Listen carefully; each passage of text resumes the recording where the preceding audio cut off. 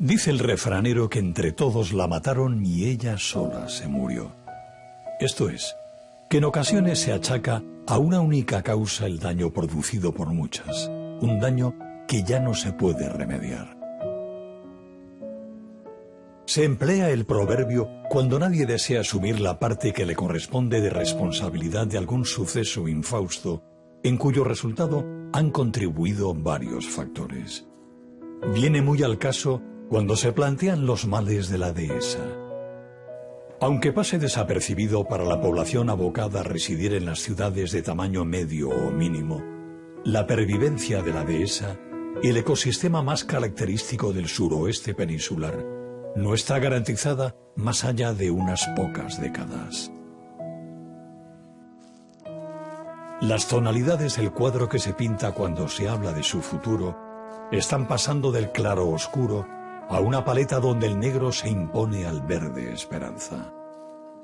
Y aunque el desarrollo económico de la región depende de su prosperidad, no pasa un día sin que crezcan más amenazas. A las plagas casi irrebatibles como la seca se unen el abandono de la gestión sostenible tradicional. La avalancha de legislaciones no siempre coherentes unas con las otras y el impacto que determinadas políticas agrarias europeas producen en este ecosistema, cuya identidad resulta un laberinto para Bruselas. Una explotación intensiva o inadecuada impide la regeneración natural del arbolado, que envejece bajo el sobrepastoreo, y añade a sus males la versión radical de lo contrario, el infrapastoreo. Profundizando en los problemas ambientales, se puede comprender por qué unas sociedades perduran y otras desaparecen, partiendo del estudio de declives como el que sufren nuestras dehesas. La salud de los pastos en el lince con botas.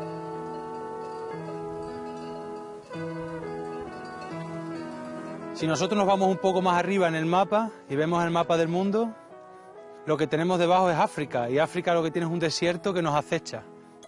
Y el desierto todos sabemos que está avanzando por el este de la península ibérica.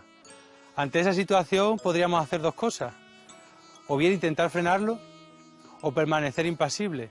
Y lo que estamos haciendo es una tercera opción, que es acelerar ese proceso de desertificación.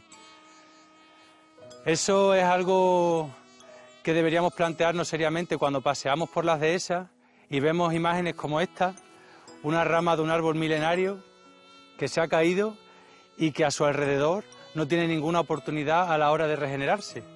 Y es que hay una pregunta que también nos deberíamos hacer en cualquier paseo por la dehesa, y es, ¿cuándo nació aquí la última encina? Cuando pensamos en una dehesa, generalmente pensamos en un paisaje como este, en el que hay un suelo donde no crece mucho y hay encina. Esa imagen se podría comparar con una especie de espejismo, y una imagen que tiene los días contados, porque en el momento que desaparezca la encina lo que nos queda es el suelo pelado y no crecen árboles nuevos. Por lo tanto, ese es uno de los principales problemas que tenemos que afrontar si queremos que esto sea un paisaje que perdure en el tiempo, y es asegurar que la gestión de la dehesa permite el crecimiento de árboles nuevos.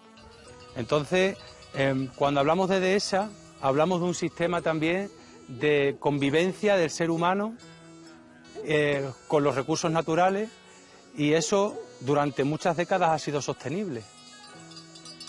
El momento en el que hemos cruzado la línea ha sido cuando han empezado a aparecer más animales en las dehesas de lo que la propia dehesa es capaz de sostener. Entonces, cuando eso pasa, lo que pasa es que se detiene automáticamente la regeneración natural del arbolado y empieza un proceso acelerado de degradación de los suelos. La dehesa es una forma de explotación de los recursos naturales poco rentable. Esa baja rentabilidad, la consecuencia directa que tiene es que cualquier persona que quiera vivir de una dehesa lo que hace es incrementar el número de cabezas de ganado que tienen las dehesas. Entonces, en fincas comunales como esta, encontramos que hay cientos y cientos y cientos de ovejas, y que ese número de ovejas se incrementa para que el ganadero o el pastor pueda tener mayor rentabilidad, pero quien paga la consecuencia de eso es el entorno. Al final del verano es cuando las dehesas presentan una imagen más desoladora, porque aquí los animales que han estado pastando durante todo el año ya han acabado con cualquier pasto, los restos de pasto que quedaban, que pudieran actuar un poco como protección del suelo cuando lleguen las lluvias. Entonces, en el momento que llueve, lo que hace es que todo esto el agua lo arrastra, eliminando y erosionando el suelo. Eso lo que hace es que empobrece el suelo cada vez más y, por otra parte, se va compactando. Entonces, esta imagen lo que nos está augurando es un futuro muy negro en el que este suelo, lejos de enriquecerse, cada vez va a producir menos. En la cadena trófica, las plantas, capaces de sintetizar energía y nutrientes de lo inerte, son la base de la alimentación de los animales herbívoros. Pero el pasto, principal recurso de la dehesa, no es inagotable ni nace por generación espontánea. ¿De dónde sale la hierba? De una semilla. La hierba que sale aquí que va a salir aquí en este otoño, por la sobrecarga ganadera que hay, nunca va a alcanzar el tamaño suficiente como para producir nuevas semillas. Eso significa que los animales van a estar pastoreando, van a estar comiendo aquí todo el año, y que cuando llegue el verano y esa hierba se seque y los animales arrasen otra vez, como pasa ahora mismo, que estamos a final del verano, la hierba que vuelva a salir no viene de las semillas que han producido las hierbas anteriores, sino que viene de un banco de semillas que el suelo ha estado acumulando durante décadas y que ahora estamos agotando. En algunas zonas de este llano que vemos totalmente arrasado, lo que crece ya es musgo. Y el musgo crece en las piedras. Entonces lo que estamos convirtiendo los suelos de la dehesa es en roca, o en algo parecido a una roca donde ya no hay ningún tipo de vida. Estamos matando la vida del suelo. El hecho de que salga musgo en el suelo es un buen indicador de que el suelo ha desaparecido. El hecho de que haya desaparecido el suelo, pues indica que necesitaremos años y años y años, en el caso de que no hubiera animales, para que esto volviera a recuperarse.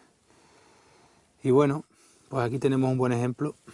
Esto todo es musgo, suelo compacto, debajo de una encina, que en teoría pues el suelo debería estar suelto y preparado para que naciera mucha hierba, pero aquí ya, por lo menos en este cacho, no va a salir hierba. Eso se ha visto provocado también por prácticas como los arados con maquinaria pesada que se produce en los últimos años, que amparados en la idea esa de es que esto se ha hecho así siempre, metemos gradas de tractores súper pesados y lo que hacemos es eliminar todo ese ecosistema que hay en la tierra que mantiene su fertilidad en suelos que ya de por sí son muy pobres. Por lo tanto, la conclusión a la que podemos llegar es que las prácticas que estamos llevando a cabo en la dehesa están acelerando el nivel de desaparición, el ritmo de desaparición de la dehesa. Y todo eso sumado por algo que ya se escapa a lo que nosotros podemos controlar, que es el cambio climático, estos veranos interminables y que cada vez llueve menos. A lo largo de milenios, la ganadería ha configurado y mantenido este paisaje, siendo su principal aprovechamiento muy por encima del forestal.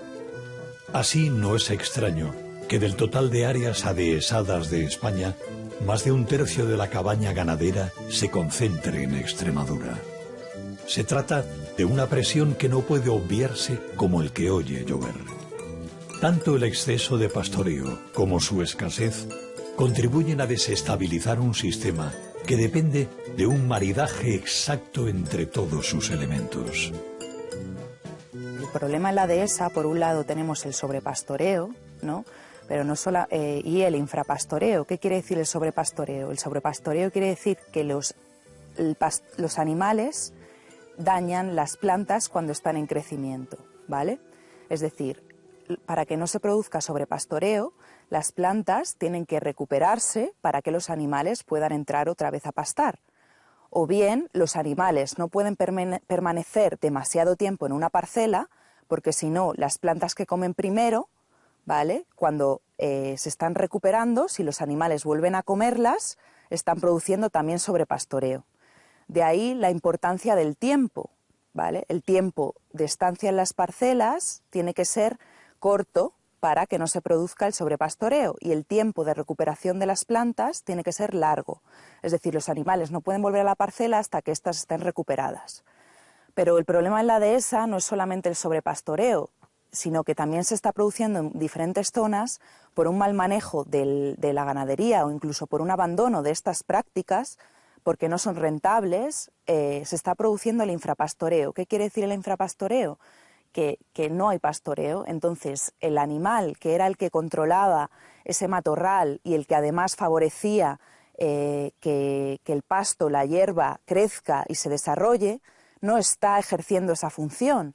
Entonces muchas zonas se están matorralizando y se están convirtiendo en lugares homogéneos muy grandes de matorral, de jara, con el riesgo que eso tiene tanto de incendios como a nivel paisajístico como a nivel de gestión, ¿no? Entonces, por eso el problema principal aquí viene en el manejo de los animales. O sea, tenemos que recuperar esas prácticas ganaderas que han creado la dehesa. La dehesa se ha creado gracias al pastoreo. Entonces tenemos que recuperar el pastoreo tradicional, en donde los animales, el pastor guiaba a los animales hacia los pastos más palatables, existía una transhumancia que permitía recuperar los pastos en verano, había un redileo que permitía fertilizar los pastos con los excrementos del ganado durante el sesteo por las noches. Tenemos que adaptar esas prácticas al siglo XXI y con ello pues conservar y restaurar las dehesas. La idea, o lo que sería deseable, es que se volviera a convertir en una especie de bosque fértil. Y para eso pues hay que gestionar de otra manera el ganado, probablemente hay que reducir la carga ganadera durante un tiempo. Eso no significa que los pastores o los ganaderos tengan que vender todo su ganado, sino que lo tienen que manejar de otra manera. Entonces tendrá que haber zonas que permanezcan durante un tiempo libres de carga ganadera, aunque durante otro tiempo haya algunas que tengan una carga más intensa, pero así ir poco a poco recuperando algunas partes que permitan que el suelo se recupere y que al fin y al cabo este negocio y esta forma de vida sea sostenible, porque en el momento que desaparezca la dehesa desaparecen todas las formas de vida asociadas a este ecosistema.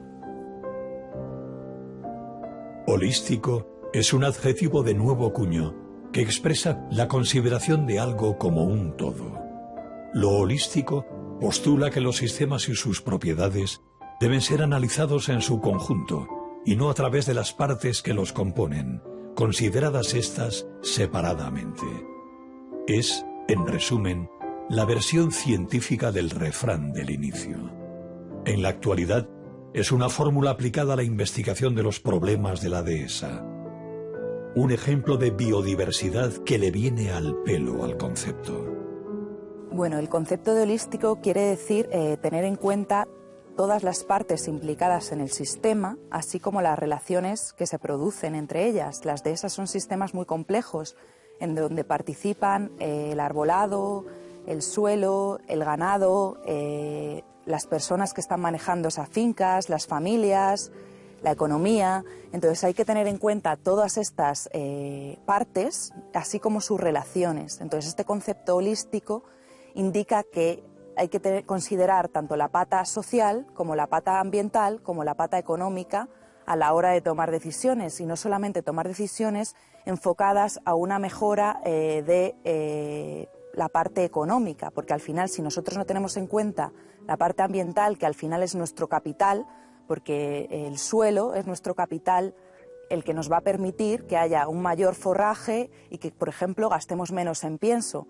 Entonces, si no tenemos esta perspectiva holística y nos fijamos también en estos otros aspectos, al final pues vamos a tomar decisiones muy simplificadas y erróneas que van a llevar a una simplificación del sistema y con ello a una merma en la rentabilidad, en el ambiente de la finca, en los valores ambientales que esa finca nos puede ofrecer, menor pasto, menor diversidad del pasto, menor regeneración del arbolado.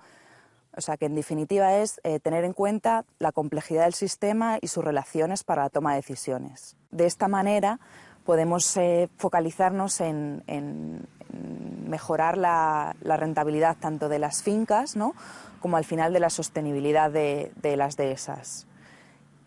Entonces, para ello nosotros estamos utilizando un índice de salud de pastos combinado con una monitorización a largo plazo. el índice de salud de pastos recogemos diferentes indicadores, que está adaptado a la dehesa, diferentes indicadores que nos evalúan sobre el estado de los procesos del ecosistema. ¿Esto qué quiere decir? Pues nosotros evaluamos cómo es el funcionamiento del ciclo del agua, ¿vale? Es decir, si tenemos un ciclo del agua efectivo, es decir, si el agua que llueve realmente se está infiltrando en nuestro suelo y no está generando erosión, escorrentía o erosión hídrica. Nos centramos también en el ciclo de nutrientes, es decir, si tenemos un adecuado ciclo de nutrientes en el suelo, nos centramos en el flujo de energía y en la dinámica de la comunidad, es decir, si está habiendo una regeneración del arbolado, una regeneración de las plantas. Entonces, para ello, por ejemplo, es un índice que va de 100 a menos 100. Los valores más próximos a 100 indican un adecuado funcionamiento del ecosistema. Los valores próximos a menos 100 indica que el ecosistema no está funcionando adecuadamente. Y a partir de ahí tendremos que tomar soluciones. Esto va a servir tanto al propio ganadero como para poder tomar medidas y poder ver sus decisiones hacia dónde le están llevando. Y por otro lado, va a servir de cara al consumidor para saber qué efectos está teniendo esas prácticas. Entonces, por ejemplo, uno de los indicadores que tenemos pues serían, por ejemplo, la cobertura del suelo. El suelo tiene que estar cubierto. El suelo descubierto es el enemigo número 1. Un suelo desnudo es síntoma de que no están funcionando bien las cosas, ¿no? Entonces, uno de los indicadores que evaluaríamos sería el porcentaje del suelo desnudo y diríamos, pues, ¿qué porcentaje de suelo desnudo presenta este suelo? Entonces, tendríamos que seguir la matriz de evaluación y diríamos menos del 5%, del 5 al 10%. En este caso, el suelo está bastante cubierto, por decir casi al 100%, entonces le daríamos la máxima puntuación, que es un 20. Seguiríamos con los otros indicadores, que sería, por ejemplo, dureza de la costa superficial, es decir, cómo está de compactado este suelo. La idea es que sea un índice muy rápido y que lo pueda hacer incluso el propio productor, porque esto se va a complementar con monitorizaciones más a largo plazo, como medir el carbono en suelo, ¿no? Entonces veríamos dureza de la costa superficial, pues veríamos si el suelo está suelto. En este caso podemos meter el dedo bien, con lo cual no existe una compactación del suelo, por lo tanto también le daríamos la máxima, en este caso le daríamos un 0, ¿vale? No suma este indicador, pero no resta. En caso de que el suelo estuviera completamente compactado, pues le daríamos un menos 10, ¿vale? Así iríamos también erosión hídrica, si existe erosión, edafofauna, es decir, si tenemos actividad, divisamos actividad de lombrices, de hormigas, de escarabajos. También veríamos el grado de descomposición de las bostas, es decir, si las bostas se están descomponiendo, ¿vale?, por los coprófagos, o la bosta está momificada. ¿Qué quiere decir? Que no hay actividad de descomponedores, entonces la bosta no se puede descomponer.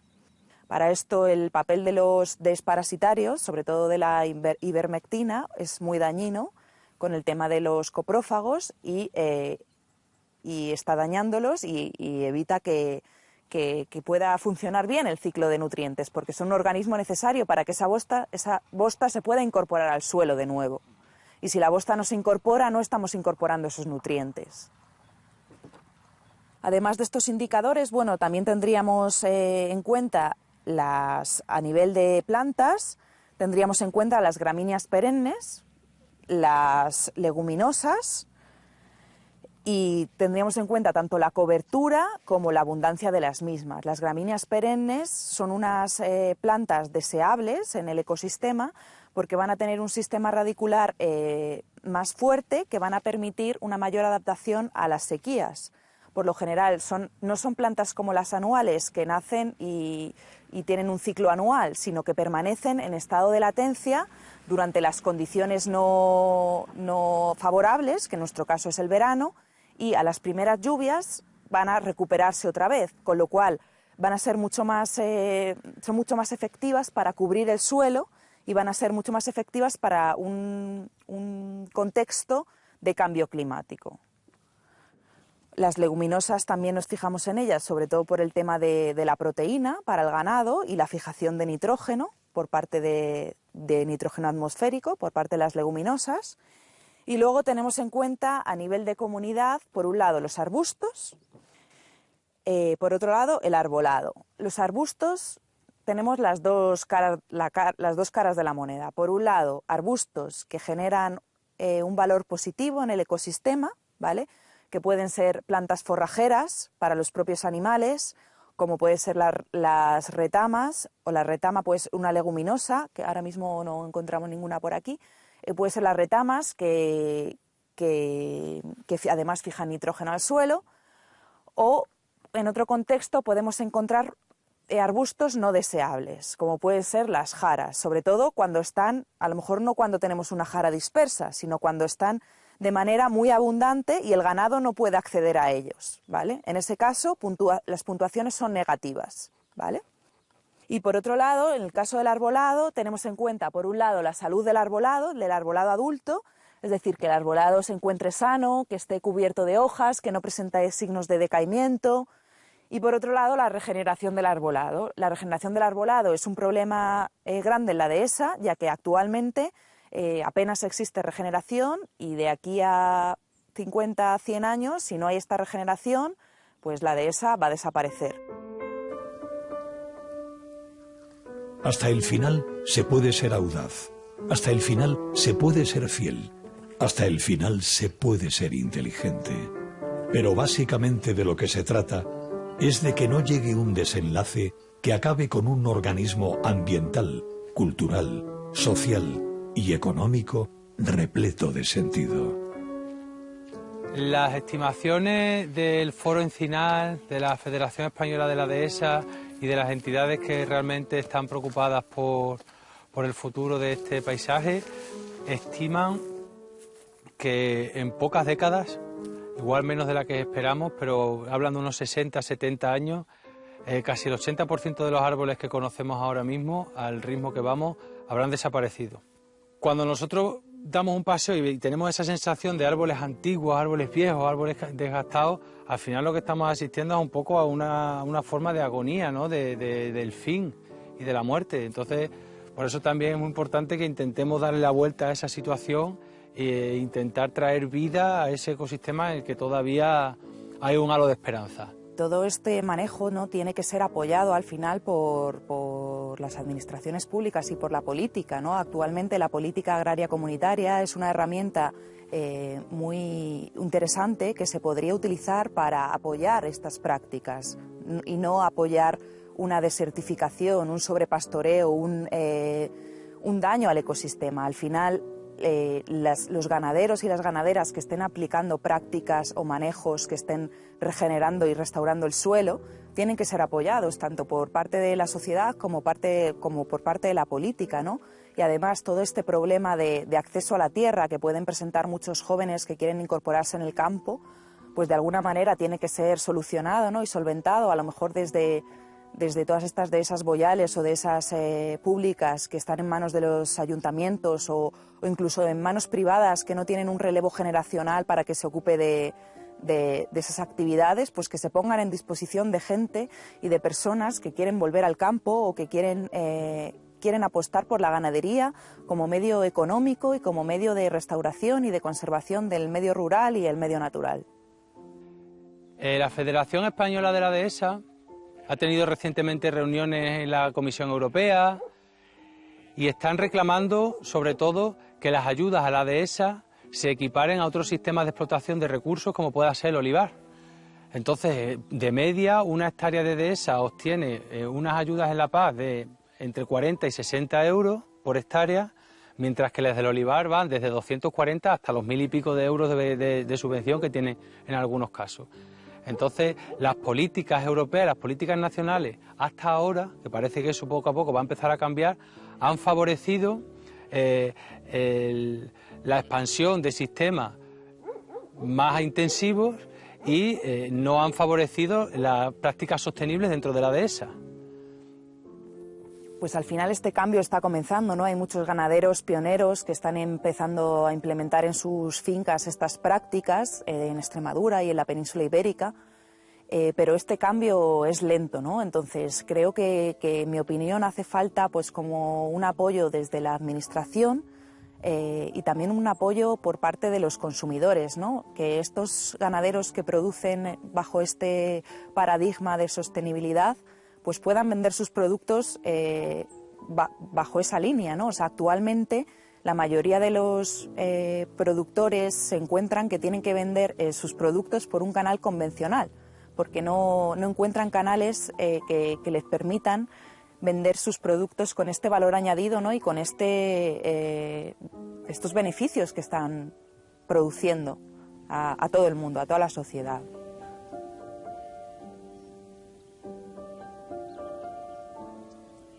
Del bosque mediterráneo primitivo se creó la dehesa, un ecosistema específico de nuestras latitudes en el que cupo la convivencia, la armonía entre la explotación humana y la conservación de la naturaleza. Pero este equilibrio amenaza romperse, con el espectro de un paisaje desarbolado y empobrecido del que ya nada llegue. Para mí la dehesa es lo que queda del bosque mediterráneo. Y también, en cierto modo, si somos un poco pesimistas, es el fin del bosque mediterráneo. El bosque mediterráneo, que era un sistema muy diverso, con muchísima fauna, muchísima flora, con bosques impracticables, con suelos fértiles, con suelos, bueno, no sé si tan fértiles, pero suelos biodiversos y ricos y sueltos y amables para que crezcan nuevas plantas. Eso todo se ha ido convirtiendo en esto que vemos, que es lo que queda, que es lo que nos sirve a nosotros para ganar algo de dinero, y lo estamos llevando a un punto lo estamos llevando al fin. La cuestión yo creo que es tener siempre la sensación de que lo que coges lo devuelves en cierto modo. Y de la dehesa lo único que estamos haciendo es sacar. La dehesa, en espacios como este, donde hay canchales, donde no han podido entrar las máquinas, donde el sobrepastoreo no es tan acusado, tiene una gran capacidad de regeneración. Y esa es la buena noticia. Que nosotros en el momento que le damos un respiro, la dehesa tiene la capacidad de regenerarse, y hay especies que ahora mismo incluso no están, que volverían a aparecer y sobre todo nacerían muchos árboles nuevos. Las dehesas están mal concebidas como monocultivos de encinas. Entonces, acometer una tarea de densificación de una dehesa, sembrando 4 árboles en un llano como este, parece una broma. Entonces, para que las encinas estas en su día nacieron y crecieron porque había otros arbustos y otros árboles, y había un equilibrio con otras plantas que favorecieron que esos árboles crecieran y se adaptaran y formaran parte de este ecosistema. Entonces, para que eso sea así, tiene que haber un mayor manejo, tiene que haber más implicación por parte de los pastores en mover a los animales para permitir que los pastos y que al final la riqueza del suelo no solamente se mantenga, sino que se mejore, y eso es posible. Entonces yo creo que sobre todo nos tenemos que ver como parte del ecosistema y entender que si no trabajamos a favor de la naturaleza, los principalmente perjudicados vamos a ser nosotros, ya que nuestras actividades económicas dependen de ese suelo fértil, de esos pastos diversos, de ese arbolado que nos da bellota, de eso.